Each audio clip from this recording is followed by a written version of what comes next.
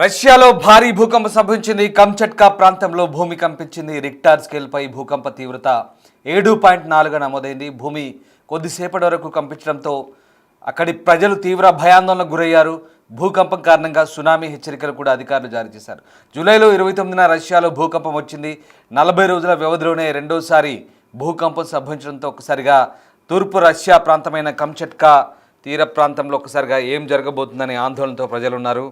కంచట్కా ప్రాంత తూర్పు తీర సమీపంలో 7.4 తీవ్రతతో భారీ భూకంపం సంభవించిందని United States geological survey USGS చెప్తోంది. ఇక మరోవైపు ఈ భూకంపం ఉపరితలానికి 10 కిలోమీటర్లు అంటే 6.2 మైళ్ళ లోతులో సంభవించినట్టుగా పసిఫిక్ సునామీ వార్నింగ్ సెంటర్ ప్రకారం భూకంప కేంద్రం 300 కిలోమీటర్లు అంటే 186 మైళ్ళ వరకు ఉన్న తీరాలకు ప్రమాదకరమైన సునామీ అలలు సంభవించే అవకాశం ఉన్నట్టుగా యుఎస్ సునామీ వార్నింగ్ సిస్టమ్ హెచ్చరించింది. కంచట్కా తీరం దగ్గర ఈ భూకంపం తర్వాత సునామీ హెచ్చరిక జారీ చేశారు. స్థానిక అధికారులు హెచ్చరికలు జారీ చేసి ఎవాక్యుయేషన్ చర్యలు చేపట్టారు. అంటే అక్కడి నుంచి అందరినీ కూడా ఖాళీ చేయించారు. ఇక నష్టాలు లేదా గాయాలపై ప్రస్తుతానికైతే ఎలాంటి సమాచారం లేదు, కానీ మానిటరింగ్ కొనసాగుతోంది. మరోవైపు ఇంకా ఈ నేపథ్యంలోనే అక్కడి అధికారులు అనేక చర్యలు తీసుకుంటున్నారు. భూకంపం సంభవించిన ప్రాంతంలో అక్కడి ప్రాంతాల ప్రజలనైతే సురక్షితంగా తరలిస్తున్నారు, ఖాళీ చేస్తున్న పరిస్థితి కనబడుతోంది. కంచట్కా తీరంలో తరచూ భారీ భూకంపాలు సంభవిస్తుంటాయి. German research centre for geo sciences మాత్రం ఇది 7.1 తీవ్రతగా చెప్తోంది. భూకంపం కారణంగా సునామీ వచ్చే అవకాశం కూడా లేదంటూ ఇటు పసిఫిక్ సునామీ హెచ్చరిక వ్యవస్థ అయితే చెప్తోంది. అయితే జపాన్లో కూడా ఎలాంటి సునామీ హెచ్చరికలు లేవు. ఇటీవల ఈ కంచట్కా తీరంలో 8.8 తీవ్రతతో భూకంపం సంభవించింది. అప్పట్లో సునామీ ప్రభావం స్వల్పంగా కనిపించింది. తాజాగా మరొకసారి భూకంపం రావడంతో రష్యా తీర ప్రాంతం అయితే పూర్తిగా వణికిపోతున్న పరిస్థితి కనబడుతూ ఉంది. ఇటు మరోవైపు ఇక రష్యాలో భారీ భూకంపాలు తరచూ సంభవిస్తున్నాయి. తూర్పు ఫారెస్ట్ రష్యా అయినటువంటి కంచట్కా ప్రాంతంలో ఎక్కువగా ఈ భూకంపాల తాకిడికి గురవుతుంటారు. తరచుగా భూకంపాలు వస్తుంటాయి. ఇది సెస్మిక్ యాక్టివిటీ, అలాగే ఇక్కడ వోల్కానిక్ యాక్టివిటీ కూడా ఉంటుంది. ఆ ప్రాంతంలో కొన్ని అగ్ని పర్వతాలు కూడా ఉంటాయి. భూగర్భ అంచుల్లో ఉన్నటువంటి సముద్ర తీరంలో ఉన్నటువంటి అగ్నిపర్వతాల తోడు అలాగే ఈ టెక్టానిక్ ప్లేట్స్ల కదలిక కూడా చురుగ్గా ఉంటుంది. దీంతో ఇక్కడ భూకంపాలు తరచుగా సంభవించే ప్రాంతంగా చెప్తారు. అలాగే ఈ కంచట్కా తీర ప్రాంతంతో పాటు అలస్కా అలాగే పసిఫిక్ ఓషియన్ తీర ప్రాంతంలో ఎక్కువగా ఇది రింగ్ ఆఫ్ ఫైర్ ప్రాంతంలో ఉంటుంది కాబట్టి తరచుగా భూకంపాలు సంభవించే ప్రాంతంగా చెప్తారు. ఇక మరోవైపు జూలైలో 8.8 తీవ్రతతో శక్తివంతమైన భూకంపం సంభవించింది. ఆ భూకంపం గురించి తెలిసింది, అప్పుడు చాలామంది భయపడ్డారు.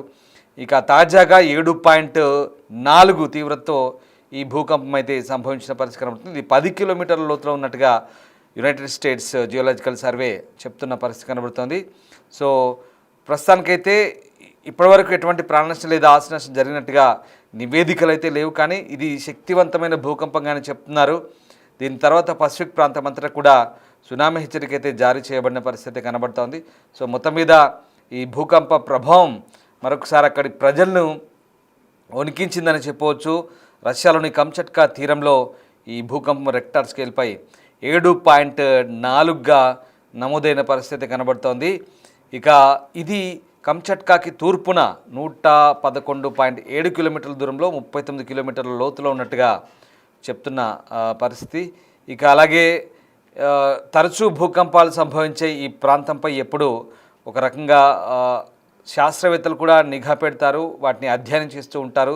అయితే ఎప్పుడు భూకంపాలు వస్తాయి, ఎప్పుడు సంభవిస్తాయి అనేది ఖచ్చితమైనటువంటి నిర్ధారణ మాత్రం చేయలేని పరిస్థితి. అటు German research centre for geo sciences అలాగే United States geological survey, Pacific ocean tsunami centre ఇవన్నీ కూడా రకరకాల రిపోర్ట్స్ అయితే ఇస్తుంటాయి. కానీ అంటే ఖచ్చితంగా ఎప్పుడు సునామీ వస్తుంది లేదా ఎప్పుడు భూకంపాలు వస్తాయని మాత్రం వీళ్ళెవరూ సరైన నిర్ధారణ చేయలేని పరిస్థితి. మొత్తం మీద ఒక జపాన్లో మాత్రమే ప్రస్తుతం ఆధునిక టెక్నాలజీ కొంతవరకు ఉంది. అంటే భూకంపాలు భూప్రకంపనలు సంభవించే టర్మర్స్ సంభవించే అవకాశాన్ని వాళ్ళు కొంతవరకు చెప్పగలుగుతారు, కానీ అది కూడా ఖచ్చితమైనటువంటి నిర్ధారణ అయితే కాదు. ఇక ప్రస్తుతానికైతే ఈ భూకంపం సంబంధించి అయితే ఎంత నష్టం జరిగిందనేది ఇంకా పూర్తిగా తెలియాల్సి ఉంది. ఒక్కసారి మనం ఈ మ్యాగ్నిట్యూడ్ 7.7 ఎర్త్క్వేక్ అని కూడా మరికొంతమంది చేశారు. కొంతమంది 7.4 అన్నారు, కొంతమంది 7.7 అంటున్నారు. This is the same location as the magnitude 8.8 earthquake that struck in July. So triggering Pacific wide tsunami warnings అంటూ గతంలో మొన్న జూలైలో 8.8 ఎక్కడైతే వచ్చిందో సేమ్ మళ్ళీ అదే ప్రాంతంలో ఇప్పుడు 7.7 మ్యాగ్నిట్యూడ్తో వచ్చింది. Closely monitoring for tsunami potential అంటూ అక్కడ కొన్ని హెచ్చరికలు అయితే జారీ చేయబడిన పరిస్థితి. సో మొత్తం మీద ఆ ప్రాంతంలో సెస్మిక్ యాక్టివిటీ, వోల్కానిక్ యాక్టివిటీ ఎక్కువగా ఉంటుంది కాబట్టి ఆ ప్రాంతం అంతా కూడా ఇప్పుడు దీనిపైన ఒక రకమైనటువంటి అబ్జర్వేషన్ అయితే ఉంటున్నట్టుగా చెప్తున్నారు. సో వాట్ ఎవర్ ప్రస్తుతానికైతే ఈ ప్రాంతం అంతా కూడా కొంత అబ్జర్వేషన్ అయితే కొనసాగుతున్న పరిస్థితి కనబడుతోంది. ఇప్పటికైతే అక్కడి నుంచి ప్రజలను సురక్షితంగా తరలించారు. ఇంకా ఆ ప్రాంతంలో ఏదైనా ఈ సునామీ హెచ్చరికలు వచ్చే అవకాశం ఉన్న ప్రాంతంలో కొంత అప్రమత్తంగా ఉంటున్నారు. ఇక్కడ యుఎస్జిఎస్ వెల్లడించిన వివరాల ప్రకారం కంచత్కా ప్రాంత పరిపాలన కేంద్రమైన పెట్రోపావ్లోవ్స్క్ అలాగే కంచాట్స్కీ నగరానికి తూర్పున ఇది 111 కిలోమీటర్ల దూరంలో సముద్ర గర్భంలో 39.5 కిలోమీటర్ల లోతుల దీన్ని భూకంపాన్ని కేంద్రాన్ని గుర్తించారు. ఎందుకంటే ఆ సముద్ర భూగర్భ లోతుల్లో గతంలో అగ్నిపర్వతాలు ఉండేవి. ఆ అగ్నిపర్వతాల టెక్టానిక్ ప్లేట్స్ కదలికల వల్లే ఇప్పుడు ఈ భూకంపాలు తరచుగా వస్తాయని చెప్తున్నారు. ఇక్కడ రష్యా కంచట్కా కానీ అలాగే జపాన్ తీర ప్రాంతం కానీ పసిఫిక్ ఓషియన్ ప్రాంతం ఇదంతా కూడా అలస్కా కానీ ఈ ప్రాంతం అంతా దాదాపు ఆస్ట్రేలియా వరకు ఫిజీ దీవులు అలాగే ఆ ప్రాంతాలన్నీ కూడా ఇవన్నీ కూడా ఒకే తీరంలో ఉంటాయి కాబట్టి ఎల్ సాల్వడార్ కావచ్చు ఇవన్నిటి కూడా హెచ్చరికలు మొన్న 8.8 వచ్చినప్పుడు వీటన్నిటి కూడా హెచ్చరికలు జారీ చేశారు. సో ఇప్పుడు ఈ ప్రాంతం అంతా రింగ్ ఆఫ్ ఫైర్ అంటారు కాబట్టి తరచూ ఇక్కడ ఎక్కువగా ఈ భూకంపాల కదలిక ఉంటాయి కాబట్టి వీటిపైన నిఘా అయితే కొనసాగుతోంది. సో ఈ సమయంలో పసిఫిక్ అంతటా సునామీ అలలైతే ఎగిసిపడ్డట్టుగా చెప్తున్నారు. హువాయి నుంచి జపాన్ వరకు పలు దేశాల తీర ప్రాంతాల ప్రజలైతే సురక్షిత ప్రాంతాలకు తరలించబడుతుంది. ఎందుకంటే ఎప్పుడు ఏం జరుగుతుందో చెప్పలేం. గతంలో కూడా ఇది సునామీ హిట్ అంటే ఈ ఎర్త్క్వేక్ హిట్ చేసిన తర్వాత ఒకసారిగా ట్రిగ్గర్ అయిన ప్రాంతంలో మళ్ళీ సునామీ హెచ్చరికలు కూడా వచ్చే ఎక్కడైతే ట్రిగ్గర్ అయిందో అక్కడ నుంచి ఇలా 350 కిలోమీటర్ల దూరం వరకు దాదాపుగా దీని ఇంపాక్ట్ ఉంటుంది. సో పసిఫిక్ ఓషన్ తీరం అంతా కూడా అలర్ట్స్ ఉంటాయి. సో అమెరికన్ హువాయి నుంచి ఇటు అలాగే పసిఫిక్ తీరం అంతా కూడా ఇందాక చెప్పిన కొన్ని దేశాలు ఉంటాయి కదా, సో అవన్నీ దేశాలన్నీ కూడా దాదాపుగా అలర్ట్గానే ఉంటాయి. సో రష్యన్ కంచట్కా పెట్రోపావ్లోవ్స్క్ ఈ ప్రాంతం అంతా కూడా ఎప్పుడు తరచూ భూకంపాలు సంభవించే ప్రాంతంగానే అది రికార్డులో ఉంటుంది. సో అక్కడ ఇప్పుడు అలర్ట్గానే ఉంటారు. తాజాగా సంభవించిన భూకంపంతో కూడా ఒకసారిగా మళ్ళీ అలర్ట్ అయిన పరిస్థితి. మీరు స్క్రీన్పై చూస్తున్న దృశ్యాలు ఏవైతే ఉన్నాయో అవన్నీ కూడా రష్యా ఫారెస్ట్ రష్యా అంటారు. అది కంచట్కా కోస్టల్ ఏరియా అది. సో ఆ ప్రాంతంలో సంభవించిన భూకంపం చూడండి. అక్కడ అన్ని పర్వతాలు ఉన్నాయి, అలాగే కొన్ని ఇక్కడ అగ్నిపర్వతాలు బయట ఉంటాయి, సముద్ర గర్భంలో ఉంటాయి. కొన్ని ఏళ్ల క్రితం సముద్ర గర్భంలో కొన్ని అగ్నిపర్వత శ్రేణులు కొన్ని కూరుకుపోయి ఉన్నాయని చెప్తున్నారు. సో ఆ సముద్ర గర్భంలో ఉన్న అగ్నిపర్వతాలు ఏవైతే ఉన్నాయో సో అవి ఒక్కోసారి కదలికలు వాటిలో కూడా ఉంటాయి. భూగర్భ అంతర్భాగంలో అలాగే సముద్ర అంతర్భాగంలో చోటు చేసుకునే కదలికలు, ఆ టెక్టానిక్ ప్లేట్స్ల కదలికలు, యురేషియన్ టెక్టానిక్ ప్లేట్స్ అంటారు, పసిఫిక్ టెక్టానిక్ ప్లేట్స్ ఇవన్నీ కూడా అక్కడ ఆ ప్రాంతంలో ఇలా ఎగుడు దిగుడుగా కదలికలు అప్పుడప్పుడు కదులుతూ ఉంటాయి. సో వాటిని సెట్ చేసుకుంటుంటాయి. సో ఇదే టెక్నికల్గా చెప్పేది అదే చాలామంది సైంటిస్టులు కూడా. సో టెక్టానిక్ ప్లేట్స్ అమెరికల్లో తేడా ఉంటుంది. ఆ అమెరికను అంటే సెట్ చేసుకోవడంలో ఏవైతే ఉంటుందో ఆ సమయంలో సంభవించే ప్రకంపనలు ఏవైతే ఉంటాయో అవన్నీ కూడా మనకు బయటికి ఇలా రిఫ్లెక్ట్ అవుతుంటాయి. సో సముద్రం అంతా కూడా ఇలా వచ్చినప్పుడు ఆ వేవ్స్ అన్నీ కూడా రౌండ్గా అలా కంప్లీట్గా తిరుగుతూ ఈ పసిఫిక్ రీజియన్ ఏదైతే ఉందో అలా కంప్లీట్గా ఇలా ఇలా వెళ్తూ కంప్లీట్గా రౌండ్గా చాలా దూరం వరకు వెళ్తుంటాయి. దాదాపు 350 కిలోమీటర్ల వరకు దాన్ని రౌండ్ అప్ అంతా అవుతుంటాయి. సో ఆ టైంలో ఒకవేళ నిజంగా అది 10 కిలోమీటర్ల లోతులో ఇంకా దానిపైన ఒకవేళ 5 కిలోమీటర్ల పైన ఉంటే కనుక చాలా భయంకరంగా ఉంటుంది. ఈ 7 మ్యాగ్నిట్యూడ్ పైన వచ్చేటివన్నీ కూడా భారీ భూకంపాలే, 7 లోపల వచ్చే కూడా భారీ భూకంపాలే, 5 కంటే తక్కువ వచ్చే కొంచెం పాక్షికంగా ఉంటాయి, 5 తర్వాత వచ్చేటి 6, 7 ఇవన్నీ కూడా భారీ భూకంపాలే. ఇక 7 మించి అయితే 7, 8 అయితే అవి నిజంగా భారీ భూకంపాలే. సో అలాంటి ఎర్త్క్వేక్లకు సంబంధించి కొంచెం సునామీ హెచ్చరికలు అయితే ఖచ్చితంగా ఉంటాయి. అయితే ఇవి సహజంగా అక్కడ జరుగుతుంటాయి. రింగ్ ఆఫ్ ఫైర్ ఏవైతే ఉన్నాయో కొన్ని ప్రాంతాలు, ఈ ప్రాంతాలని కొంచెం ఖచ్చితంగా ఎప్పుడు భూకంపాలు సంభవించే ప్రాంతాలకు చెప్తారు. సెస్మిక్ యాక్టివిటీ ఉంటుంది, వోల్కానిక్ యాక్టివిటీ ఉంటుంది.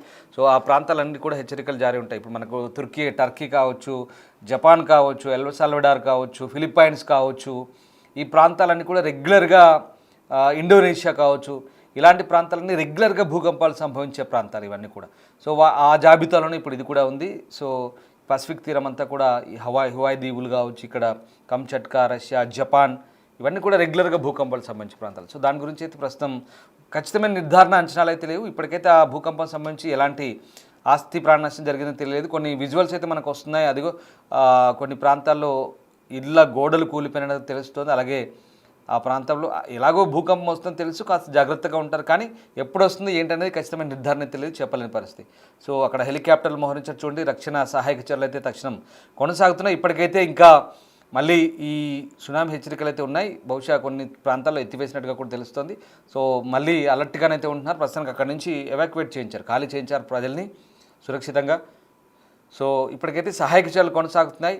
సో రెగ్యులర్గా సంభవించే టర్మల్స్ అంటే ప్రకంపనలకు ఇది కాస్త భిన్నంగా అనిపిస్తున్నాయి. మొన్న 8.8 ఎక్కడైతే జూలైలో వచ్చిందో ఇప్పుడు 7.7 కూడా మళ్ళీ అక్కడే వచ్చింది. సో మళ్ళీ సునామీ లేదా భూకంపాలు ఎప్పుడు వస్తాయనేది ఖచ్చితంగా చెప్పలేని పరిస్థితి. శాస్త్రవేత్తలు కూడా ఇటు యునైటెడ్ స్టేట్స్ జియోలాజికల్ సర్వే కానీ, జర్మనీకి సంబంధించినటువంటి సెంటర్ కానీ, అలాగే పసిఫిక్ సునామీ సెంటర్ కానీ, ఇవన్నీ కూడా రకరకాల హెచ్చరికలు జారీ చేస్తున్నారు. రకరకాల మ్యాగ్నిట్యూడ్లతో అక్కడ రికార్డ్ అవుతుంది. ఒకరు 7.1 మ్యాగ్నిట్యూడ్, ఒకరు 7.4 అంటారు, ఒకరు 7.7 అంటారు. ఇలా రకరకాలుగా దాని లోతు, దాని మొత్తం కంప్లీట్ దాని పరిధి ఎంత అనేది కూడా ఒక్కొక్క సంస్థ ఒక్కో రకంగా చెప్తుంటుంది. సో ఏదేమైనా ఇది భారీ భూకంపమే. ప్రస్తుతానికైతే ఆ ప్రాంతంలో సహాయక చర్యలు అయితే కొనసాగుతున్నాయి.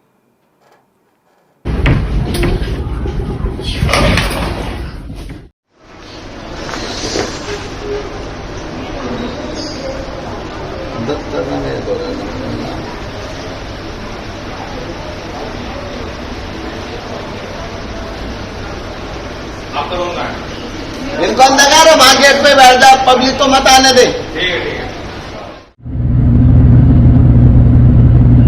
Ходуном все ходит. А что там в городе творится, интересно? Ждем цунами, да? Ничего себе! Вот это здорово! Приземлились ребята.